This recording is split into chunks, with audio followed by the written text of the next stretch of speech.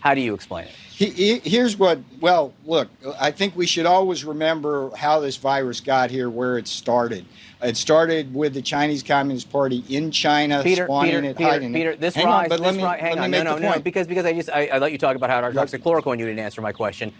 This I'm gonna rise answer in your these question. states, this rise in these states Yes. started in June. Okay, let's talk about what's happened since June. Let's limit the discussion to what has happened since June. What are you seeing in these states?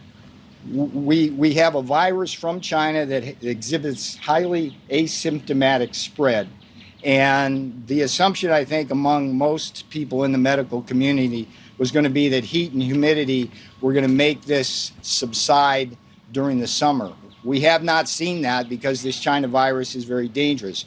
Why is it that in the United States, the same virus, the cases are rising and rising and rising, and in other countries around the world, France, Italy, Germany, South Korea, the case numbers are dropping? So what is unique about the United States where we're seeing the increase and also record hospitalizations, and we're not seeing that around the world? Well, John, you know that I'm not, that's not my lane to answer that kind of question. All I can tell you is we got a virus from China that's highly asymptomatic. So did they. So did South Korea. So did Germany. China didn't send different virus. Even if you buy your argument that China sent viruses, they didn't send a different virus. Let me speculate on what I think is going on. I think that in the first wave of the pandemic, this president immediately locked down the economy. And most of what we saw was happening in New York, New Jersey, Detroit, New Orleans, and some of our major cities in hot zones.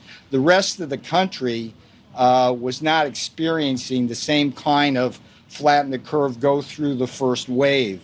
And I think what's going on now is that as we've opened up the economy, these other areas are experiencing more of a first wave than a second wave. And I think that's consistent with what Dr. Fauci, Dr. Birx, and others are saying. But again, this is not my role, John, is to try to save lives by getting them things like hydroxychloroquine and ventilators and things like that. So if you can ask me all these science questions, but I mean, it's not my role. Well, opening up is more than just a science question, right? Opening up has to do with the economy. What difference would it make if the president aggressively, visually supported mask wearing in front of the nation?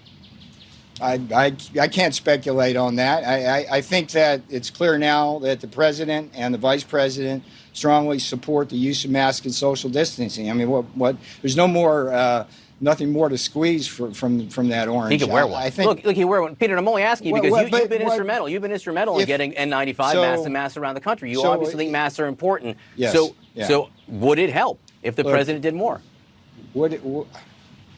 Look, you guys beat that one to death, and I'm not going to get involved in that. I mean, look, you have doctors around the country. It's a meme. It's a meme for CNN now. Did Mitch McConnell beat it to death? The president doesn't wear masks. Did Mitch McConnell beat it to death? What's the point? Everyone who gets near him's been tested, and nobody gets within 6 feet of him. I'm just asking what's the point here? If a White House effort to emphasize the importance of mask wearing. And you can keep asking it, and I'm not going to go there. The most telling part of this entire interview is that Peter Navarro's first inclination here, before he was stopped by CNN's John Berman, is to go right back to blaming China. It's July. The fact that Navarro's only retort here is to blame a foreign country that's had zero involvement in our response to the outbreak for over 6 months is a testament to the fact that the White House is never going to accept any responsibility for their own actions here. Navarro goes on to lament this notion that, lo and behold, in fact the virus didn't go away with the heat. He actually claims that most people in the medical community believe that heat and humidity would make the virus subside in the summer.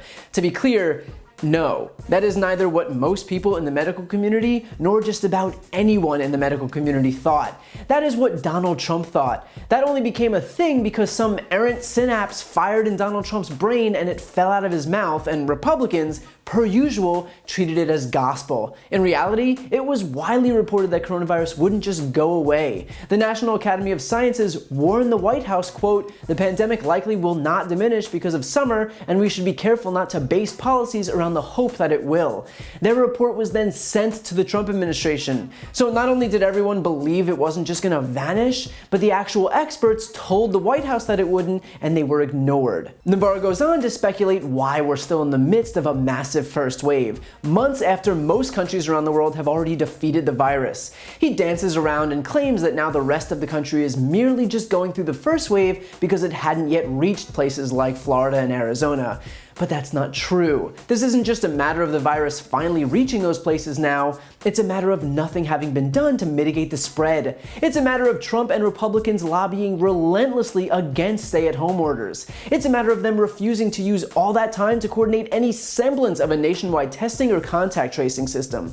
Nothing was done in the last 6 months, not even advocating for easy solutions like wearing masks or practicing social distancing. Instead, those solutions were politicized. Those solutions were turned into wedge issues. And so when you wonder why we're seeing record spikes in the US now, it is not because it's just the natural progression of the first wave, it's because nothing was actually done to contain the spread of the virus. But most telling here is Navarro claiming that he can't speculate on what kind of an impact Trump actually bothering to wear a mask would have on the nation.